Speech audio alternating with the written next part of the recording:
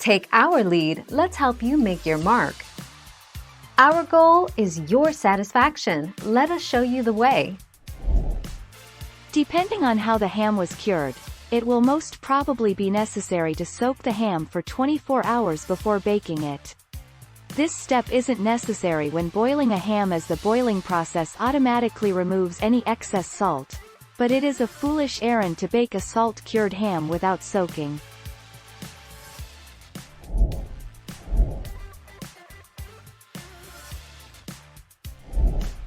Take our lead. Boiling requires a large pot, but if you are making another roast for Christmas dinner and oven space is limited, then boiling is a great option. Place the gammon in a large roasting tray and cover with foil.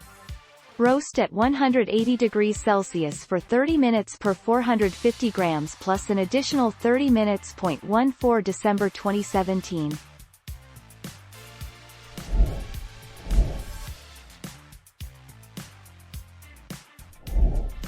Take our lead.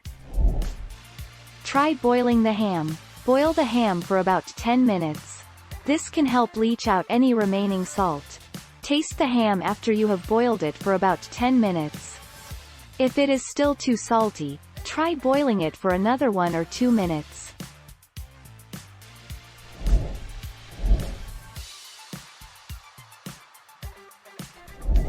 Make your mark, take our lead.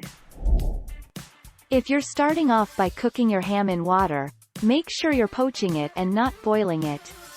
If you're boiling it, the ham becomes quite tough and tight, so you want it on a gentle simmer, really around 85 degrees, no hotter than that. You want slow cooking as that helps to keep it moist. Single quote. Thank you for watching. Please subscribe and hit the bell notification.